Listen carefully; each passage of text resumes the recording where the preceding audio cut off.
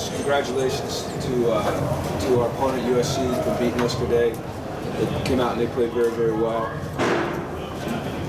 Obviously, it goes without saying that there's an incredible amount of disappointment in our locker room today. These young men prepared very, very hard this week. They did everything they could to try to come out here and play their best, and we just didn't perform as well as we needed to get the W. I'm really proud of those young men, though. And I'm proud of what they've accomplished this year to this point and what they've overcome personnel-wise, just some of the obstacles that have been in our way. We came up short today, and it's disappointing. It's a new feeling for us here. So, I don't know what to say other than that. I think the game turned obviously on the turnovers, the punt return there right before the half, and then the turnovers in the second half. And we couldn't get any, and they did, and they capitalized. And typically when you get in a game like this and you're playing a good opponent and you're on the road, you've got to do a good job of taking care of the football, and you've got to try to take the football away, and we weren't able to do that today. So, like I said, I just, my heart breaks for the players that put so much into this year-round and have had success, and just, it just breaks your heart to see the looks in their eyes in there, because it means so much to them. So, one thing I know about this crew is they're resilient. They'll bounce back, they'll fight back, they'll overcome. They'll continue to press on and try to be the best that they can be. That's who they are, that's what they're made of, and that's why they're student athletes at UCLA with 8 wins under their belt under some tough circumstance. So that'll be our focus. We'll lick our wounds, we'll evaluate, and we'll come back stronger than ever. So. Jim, it seemed those bang with the turnovers, the touchdown and the interception on the sidelines, with the team sense that maybe that was one of those blows that tough to recover from. I never sensed anything but pure resilience on our sideline. I really didn't. I never sensed, even in the locker room at halftime after giving up the punt return, I never sensed that there was any doubt amongst our players, and even to the very end I didn't. That's not who these kids are. If they were quitters, if they were guys that let adversity strike them down, like I said, they wouldn't be in this situation that they're in here at UCLA playing major college football. They'd have given up a long, long time ago, some of these young men. So, it's hard to overcome those things, but I never got the sense that they were going to give up, because that's not what they're made of. Jim, what's some of the things you saw that USC was doing defensively that Josh is going to have to learn from? Well, they didn't do much, Chris. What they did is they lined up typically in a 4-down, or they went to a 3-down and brought both outside linebackers. So they brought more than 5 a couple times, but usually they rushed 4 and they played man-free. That's what they did, and they have really good athletes on that team, and they matched us up pretty well. And they, Connor pushed through and tried to play, and they rushed us pretty good. And when you're playing a defense like that, that's going to try to put their hands on you and cover you tight like that, and force you to throw and not run, you've got to be pinpoint accurate. You've got to win some one-on-one battles, and we didn't do well enough in those areas. You guys faced a secondary that had that much athleticism this year. We've never faced a team that's had this much athleticism. I mean, this is as athletic a team, collection of young men as you'll find in college football. I mean, the amount of talent on that squad is simply amazing. Josh had made some few mistakes this year, especially for being a true freshman. Was he just pressing at times? I think the best person to ask would be Josh. I know he's very disappointed in there. I think his teammates right now are trying to help him keep his head up. I know he feels a tremendous amount of responsibility, but what everyone has to understand, and Josh has to understand, and we'll make sure he understands, is that this is the ultimate team sport, and no one person's going to win or lose it for you. And the thing that I think all of you guys know, because you've been around Josh, understand about him is that he's very resilient.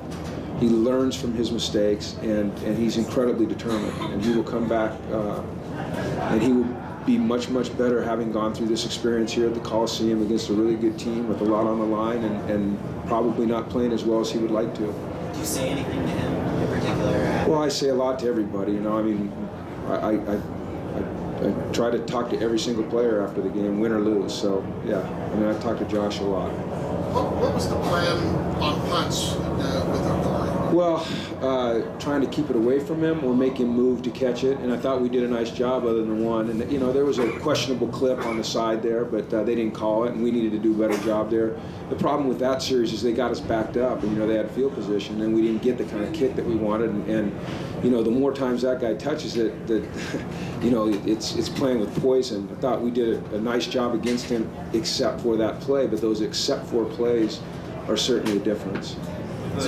Is it tougher accepting losing to USC, or is it tough accepting the fact that you were so close to that Pac-12 title game? Well, I don't ever accept losing, so I really would never use that term. I mean, losing is incredibly disappointing because we put so much into it, you know, the hours, the sacrifice, the investment, you know, the heart and soul that all of us put into it.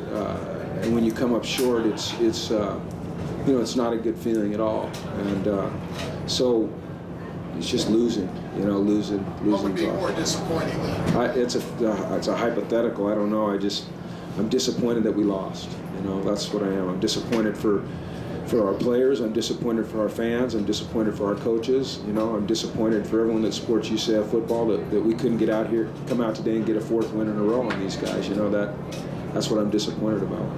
Jim, the run defense, was there just a tipping point where the injuries caught up to you? And no matter how hard the guys were playing or how much you schemed, there wasn't much you could do? You know,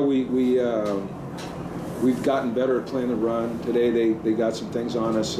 They ran a lot of power schemes, and you know, they're big and physical, and they've got some good backs, and they executed well. And you know, I thought our defense overall played pretty darn well. You know, we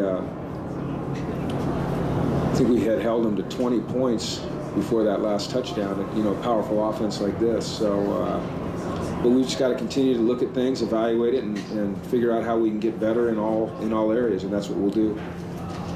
With all the 3 and outs in the first half, was there a common thread you saw? For both teams, or just with for you guys? us defensively getting all the 3 and outs? Or On offense, getting well, 3 and outs. like I said earlier to Chris, they were rushing 4 or sometimes 5, and they were just playing man free.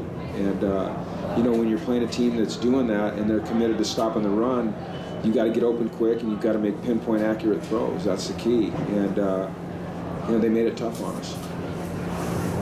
So the guys in your locker room have to lose to USC.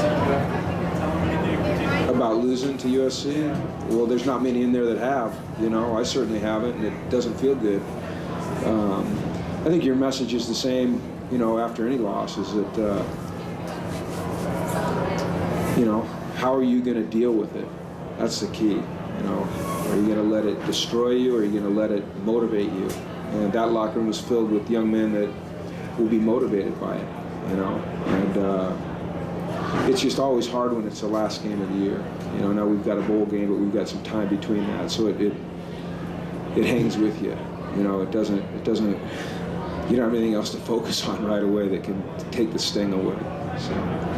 Jim, you talked about the athleticism. Considering the turmoil SC had been through, is this just a representation that whoever's got the best athletes in college football is usually going to win on that given day? Oh, I don't know. I mean, I think you know, athletic contests come down to so many different variables. You know, I think you look at, like I said earlier, you know, turning the ball over, getting turnovers, running the ball, momentum, breaks.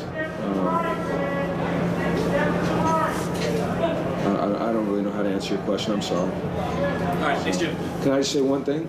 Yeah. Okay, so Chris Foster, I'm going to just honor him for 1 minute. This is his last event covering UCLA, and he's had a long career at the LA Times, and so I just wanted to, I know you don't want to be part of the story, but you deserve it, and we appreciate you. So thanks.